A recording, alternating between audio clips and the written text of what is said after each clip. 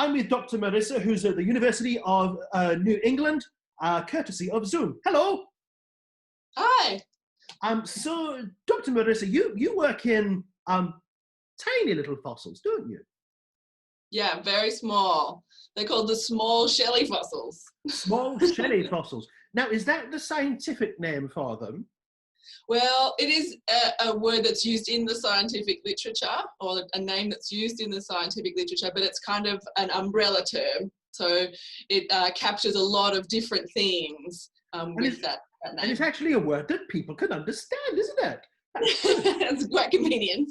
But it's, yes, but I suppose another word is like microfossils, those kind of, that sort of. Yeah, so they are very small. So yeah, we do call them microfossils. So they'd be millimetric.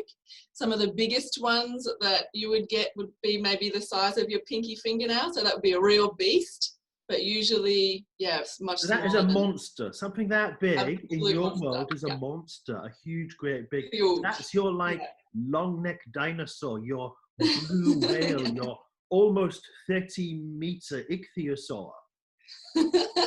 Well, actually, I suppose they could be bigger, but the small shelly fossils, a lot of them are from what we call multi-element animals. So they would have come together to form a larger creature, but a lot of these are still mysterious because we still haven't found the body fossil. Wait, what? So a bunch of different things get together, though are separate living things, and go, okay, let's become a single living thing.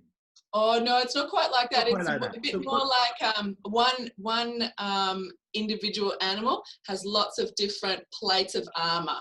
Oh, so its shell is made up of lots of different smaller shells, and they would, in life, they would have kind of stuck together or articulated to form a suit of armor on the outside for protection.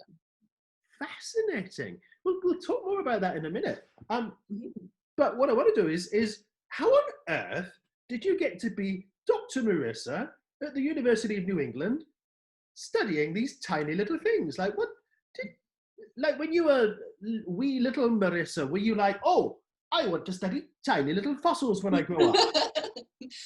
I don't know if anyone who studies small shelly fossils decided on that career when they were 8. A lot of dinosaur paleontologists decide on their career as a dinosaur paleontologist when they were very young.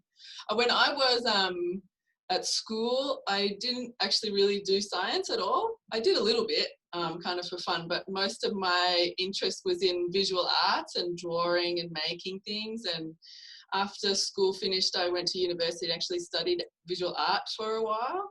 Which is interesting because it's actually quite an important skill when you're writing papers or trying to communicate your work, to be able to draw it and to be able to enjoy visualize things. Yeah, absolutely. I agree. Like people kind of sometimes have this idea that the world of art and the world of science are very separate, but they have a lot of things in common, and in both things you have to be very creative to come up with new ideas and things like that. So yeah, I really appreciate that sort of training that I had a long time ago.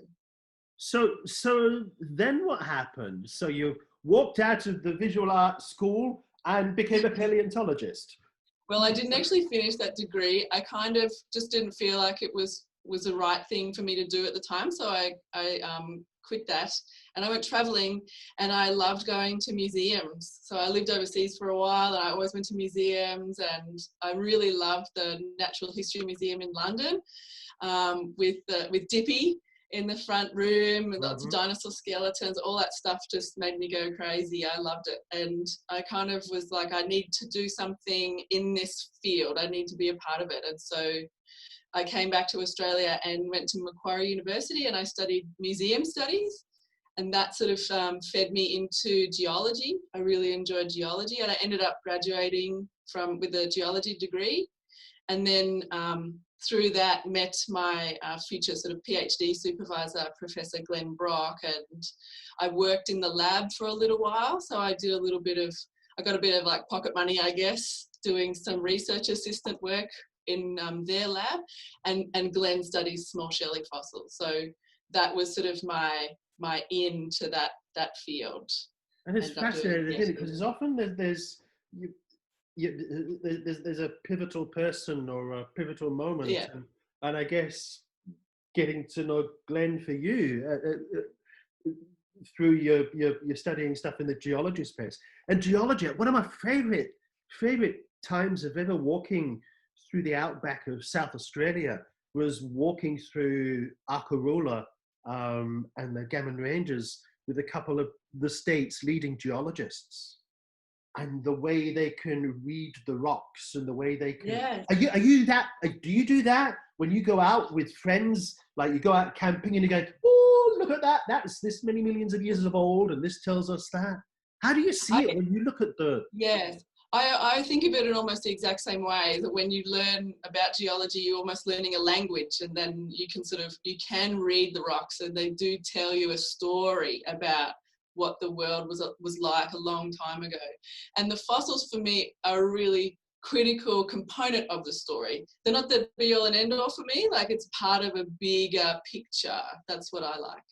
So fast forward, now you are Dr. Marissa. Tell us a little bit about the work that you do. What are some of the things you're finding out with these teeny weeny itty bitty fossils? Well, so like I said, I do use them as part of a way to tell a bigger geological story. So one of the big questions in the past has been, how old are the Cambrian rocks from South Australia? So this is a period of time that's over 500 million years ago. When the very first complex animals first appeared all at once. They often call it the Cambrian explosion of life. But in South Australia, I mean, we have such a great package of this age rocks with wonderful fossils in it. But no one's really understood exactly how old this stuff is and how to correlate it or line it up with similar age stuff elsewhere in the world. So a lot of my work, and with Glenn and a lot of other colleagues, have been sort of using the shelly fossils to help subdivide Cambrian time. So we can use these fossils as tools to help us work out how old our rocks are, and then to line them up with other rocks elsewhere in the world. Fantastic. And that really is very much about helping to put that picture together, that story, that filling in those gaps. And you know, different paleontologists with different skills, and geologists and biologists, part of all of that is filling in, because there are, of course, we're never going to fill in all the gaps, are we? No. I like to think about it as like trying to do a puzzle, but you don't know, you haven't got the picture on the box to work with, and you certainly don't have all the pieces. So you've got to try and do as much as you can with the pieces that you get. I use that very same analogy, and I think it's right. Because sometimes you might just have one piece of a jigsaw puzzle, and your job is to try and work out, without knowing what the picture is, what the picture is. And it's a really cool analogy, because what it does is it then goes, well, I've only got this one piece, but I think I know somebody somewhere else who has the piece that might fit, not necessarily right next to it, but somewhere nearby. Somewhere close, yeah. And somebody else, and so you end up getting more and more of that picture together. That's fascinating and fabulous. Now, I've been doing these interviews, of course, because Mary Anning, paleo pioneer, is now 221 years old. And while she's not alive, I think her legacy and her ideas and what she stood for is very much alive. As you were growing up, or as you came into, when did you first learn about her story? I mean, you obviously knew the tongue twister, she sells seashells. Yeah. But I think that was the first thing I was thinking of. Might have been everybody knows that as a child, right? But it's not until much later that you realise who that was about. Yeah, it's about a real person. It is about a real person. And I think maybe it probably wasn't until I was at university until I made that connection. Yeah. And that's not an uncommon thing at all. So what do you know about her? And in knowing about her, has she been somebody, as a woman in paleontology, do you look at her as like, this is our patron, this is our I mean, she was there at the beginning of the science of paleo. How do you see her? I don't know like a great details about her life, but I can imagine maybe what it would have been like at the time for her, because I think she was selling a lot of these fossils to sort of make a living. But I know what it's like to be in the field and to have your eye in to look for these sorts of things, and to think that she would have been so in tune with finding this stuff, knowing exactly the kinds of rocks to target and how to remove them and prepare them and those sorts of things. Those would have been skills that she didn't necessarily learn from someone else. She probably worked out how to do that on her own. And I mean, that's pretty impressive. It wasn't just ammonites that she found. I think she's famous for the sea shells, right? But the ichthyosaurs and all of those sorts of things. That's really remarkable stuff. Absolutely, and I think you're right on the because I've been to Emu Bay, I've been to Nilpena where the Ediacarans are, South Walker Creek and stuff, and other fossil sites, and it is that getting your eye in thing, isn't it? How do you and that comes through practice and practice, and she became so good at it. And the fossil preparation techniques, I think that she would, the men of the Geological Society would buy the fossils, they'd write up the research without her name on it, and she would but she was the one that did all the prep work. Good question. Excuse me. Brings us back to your work then. So how do you fossil prep? Yeah, well, good question. And, all of these skills that Mary Anning would have had, I have none of them, because our fossils are found in limestones. So and they're very, very tiny, of course. Oh, yes. How do you find them in the first place? Well, you can sometimes see them. So our field work is done when we're very close up. We have a magnifying glass or a hand lens, and you can see little kind of specks in the rock. But normally you don't really know exactly what you have. So you would bring a lump of limestone back to the lab, and we just dump it in acid. So we dissolve the rock away. It's just vinegar, so a little bit stronger than table vinegar, and it removes the rock and it leaves the little tiny fossils behind, and we just pick them out with a paintbrush. Okay, so that's because the vinegar interacts with the stuff that's not the fossils.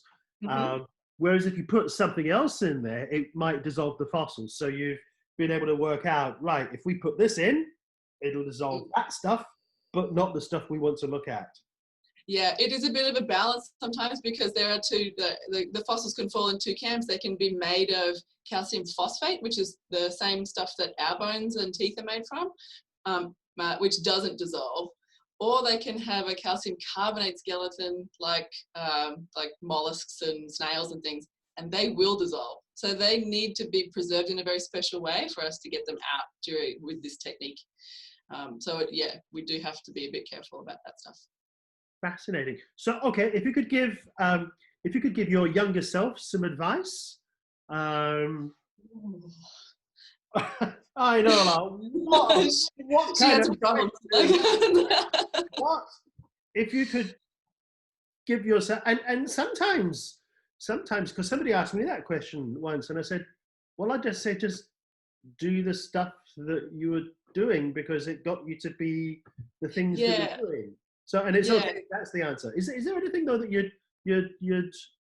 like to have learned earlier or known or? Well, it's funny to sort of look back and think, if I knew then what I know now, like how things could be different or whatever. But I'm really happy with like where I am now, of course. And so, like you said, like, maybe I wouldn't necessarily change so much, but my attitude has always been to keep doing things that you love and, follow your nose sort of thing. So maybe I could have made different choices, but I would probably still be happy doing something different, like if I can sometimes think of maybe what would happen if I didn't quit my art degree.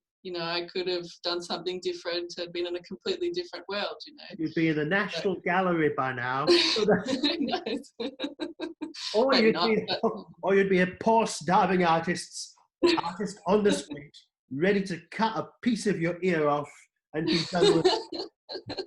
you never know. You wind the tape back and you never know how to play again. Yeah. Look, Dr. Marissa, thank you so much for taking the time to chat with us here You're very at welcome. Dinosaur University. I'm going to head off now and have a cup of tea. Cheers, me too.